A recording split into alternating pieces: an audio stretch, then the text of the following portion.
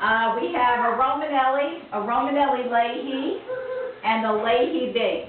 And this is Ida Romanelli. Her alias is Edith Romanelli. And we're making escarole and beans, and it's a couple of days after Christmas, 2008.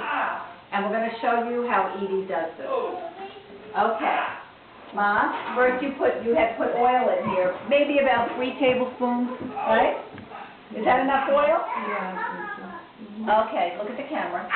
So that's for about a head of escarole. Now, we have the escarole in the sink, but first we have to put garlic in here.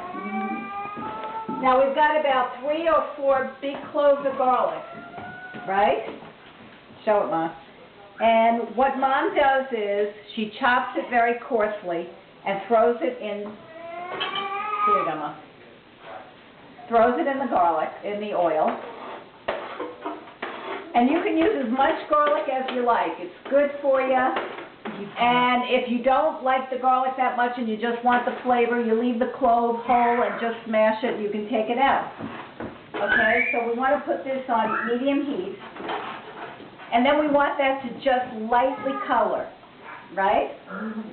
And then when it colors, we're going to throw in all the escarole, which is wet. Now, Mom, do you slice it or do you pull it apart? What do you do after you wash your escarole? Escarole is Escarole, by the way. You can cut it, just leave it whole. Or what do you cut it? Do you cut it with a knife or do you break it? Okay. Mom, what do? You break it? Yeah. She pulls it apart with her hands, and then we get this. This is what it looks like. Right. Okay, and it's all wet. So what you want to do is, I can hear this sizzling now. You have to be careful. You have to be very careful. Okay. I'm going to turn that up just for the camera's sake. Now this is a simple dish. We're going to use cannellini beans. We have a big can of cannellini beans. I guess it's about a pound. And we're not even going to rinse them. We're just going to throw all the water from the cannellini beans. And we don't use fresh beans because it takes days and they always end up hard anyway. Okay, now you can hear this sizzling. Okay, Mom, you want to get some of that out of the sink and we'll throw it in? Be careful. Okay, you get some, I'll get some. Go ahead. Jenny, you want to help us? Oh, gosh. Yeah. I just don't want Grandma to trip on the left. The right.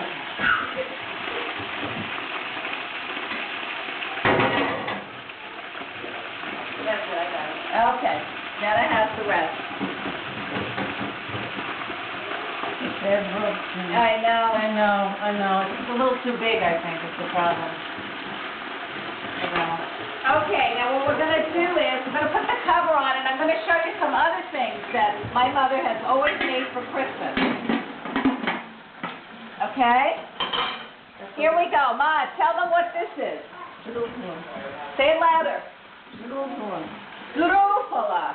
These are little honey balls. We deep fry them, and we mix them with honey, and then we put sprinkles on them. Right. And this used to be a one-person operation. My mother used to roll out the dough, roll out ropes, cut them, and then deep fry them all by herself. Now it takes 3 people to do this.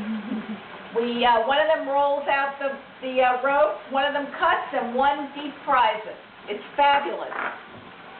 Now here's another recipe, another Christmas recipe. What's the name of this, Ma? Chocolate ravioli? Oh, chocolate ravioli. Chocolate ravioli. This has been in our family for over 100 years. You will never find a recipe anywhere. I've searched for 35 years and there isn't such a recipe, and there's a secret ingredient in here besides chestnuts and cocoa powder, and I'm not telling you. If you want to know what it is, I'll write a story. Okay, and so we fill this up, and then the dough has sugar in it and eggs, and we make it like a ravioli, and you bake it with an egg wash, and then you put a ton of powdered sugar. And my father loved it so much that he used to hide them if company came to the house because he didn't want to share them. Okay. Now, Mom, why don't you stir that? Give that a good stir. And what will happen is the escarole is going to, don't touch that. The escarole is going to cook down, okay? And it's going to get There's not going to be a whole lot. Let me help you here. Mom's hand is a little weak these days. And so we're going to do a little bit of help here. Mom, do you think we need more water in there? Yes. Okay, so Mom always adds water. You could add chicken broth if you want. Great. In fact, Mom likes her shuttle a little soupy. Some of us like it a little less soupy. Oh, we have to add salt, but we'll do that after the beans, right? Good. Okay. Now, another thing we brought from Brooklyn, because we're here in Cleveland at Jenna's house, her granddaughter. This is Cuccio's seeded bread. Okay, this is the best bread in Brooklyn. Cuccio's is on Avenue X, and I think West 2nd Street.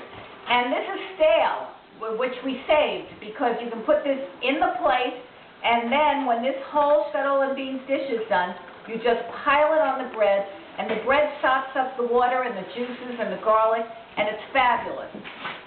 Okay, we're going to stir this one more time. Okay, Ma, I think you can throw the beans in. Yeah, it's on. Mom's not used to an electric stove. Just dump it, Ma. Dump the beans.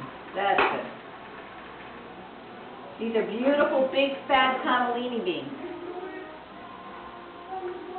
Okay, let's get the rest out. These are stuck.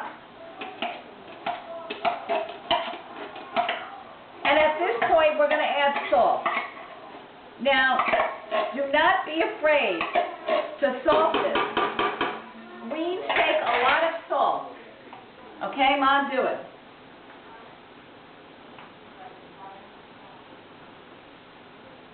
Okay. Now, one of the things we forgot to put in here that I think you usually do, Mom, don't you usually put red pepper with the garlic? No. You don't? Oh, okay, so that's something that we all decided we like, and we must have changed the recipe. I put the red pepper on my dish. Oh, okay, so Mom puts red pepper on this dish after it's cooked. Right. Seasons it. Seasons it with red pepper and more salt if it needs it. Now, this is going to probably have to cook about 20 minutes at a medium-low heat, maybe longer, because you want the shuttle tender. We don't want this to be bright green like they do in restaurants, because then it's not edible. Greens take a while to braise and to soften. So, that's it. Mom, how do we say Merry Christmas in Italian? Buon Natale. Buon Natale. Ciao. Ciao, ciao.